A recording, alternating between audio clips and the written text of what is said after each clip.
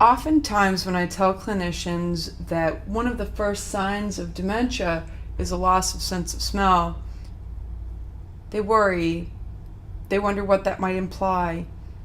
Your sense of smell is the foundation for developing your memories, and that's not the important reason why you need to pay attention to the sense of smell with dementia. The importance is that smell works with taste, and your client's food loses its gastronomy. A client will show a disinterest in food once they lose their sense of smell. The last senses lost are sweet and salty, so those would be the most salient flavors that the client could experience. What I often tell clinicians is it would be our job to enhance the flavor of food so that clients will want to eat it. And you'd want to also feed the eyes, present the food in such a way that it looks very, very good, and that your face makes the sale when you serve it. You don't want to be, looking at your client going, puree, take a bite. They won't want it if you're not making a face that makes it sound good, look good. Yummy. There are classes on how to make finger foods more palatable, but also more visually appealing. I think it would be important to look at plating, look at shows on the Food Network to get some ideas.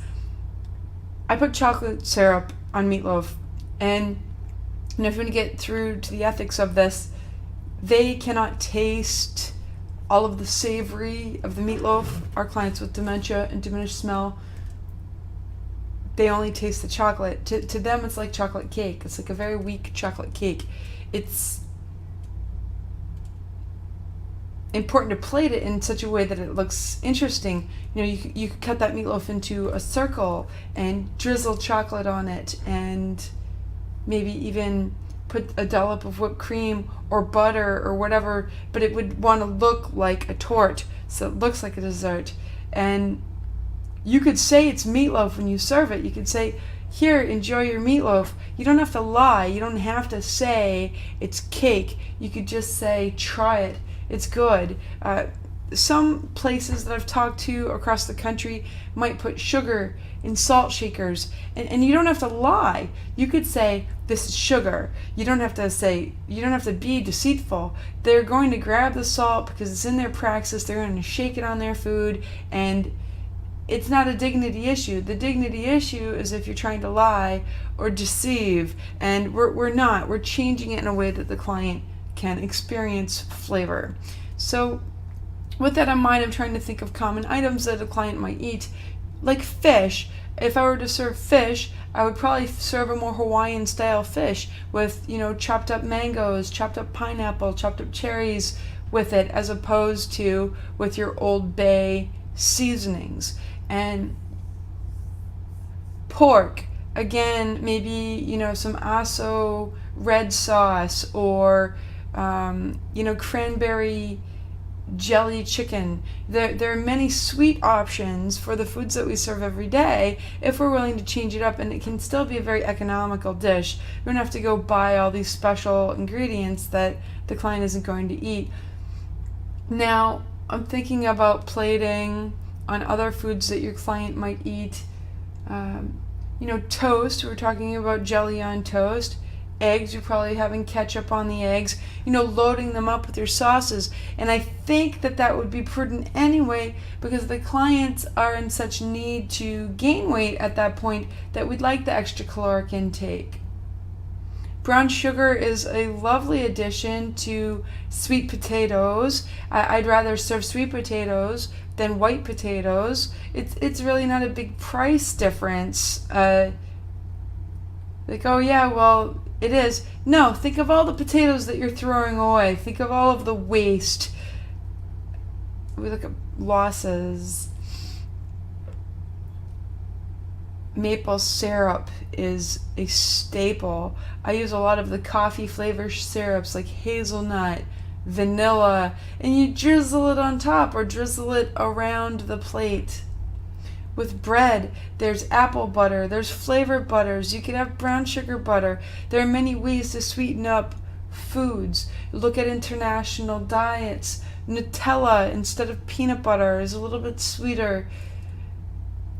I'm trying to think, but I think you know where I'm going with this. But even with a white potatoes, I might put caramel on it. It looks just like chicken gravy, but it tastes sweet. And you're like, that's disgusting. Again, you need to develop that empathy for how the client is experiencing food. Sometimes I have empathy labs so that we can put our feet in other people's shoes. In high school science, one interesting thing that we had done is peeled a russet potato, peeled an apple, and cut them into cubes. And then we all had a blindfold taste test. If you pinch your nose, can you tell the difference when you're tasting a potato versus an apple? And you cannot. With diminished smell, you cannot tell the difference. I think of a poor guy who had a peanut allergy at our graduation at Pinkerton, and he thought it was potato salad at a party, and he took a bite and it was Waldorf salad, and he almost didn't make it to graduation the next day. Potatoes look like apples, and what's the difference between potatoes and apples in taste is your sense of smell. It'd be a great lab to do with your coworkers, just to say, listen, if this is how we experience food with diminished smell, how do you think our clients experience food with diminished smell? And the dignity issue is this, that everyone has the right to enjoy their food, and we need to present it in a way that's very palatable. So again, chocolate syrup on hamburgers, strawberry syrup on chicken, just put it in a way that the client can enjoy. And palate, service, with a smile, good, delicious plating so the client can eat with their eyes. And if you look at Food Network, this is what's cool right now. I know YO Steakhouse, Dallas, Texas, one of their signature dishes is mashed sweet potato with wasabi, maple syrup, and a lamb chop with some fried onions on top. Make caramelized onions, but $85, I spend it whenever I'm down in Texas. I love to eat that, and I feel like I'm a little more adventurous with my food. But consider sweetening it. It's going to be a very good trick in making sure your clients with dementia eat their food. Hope this helps.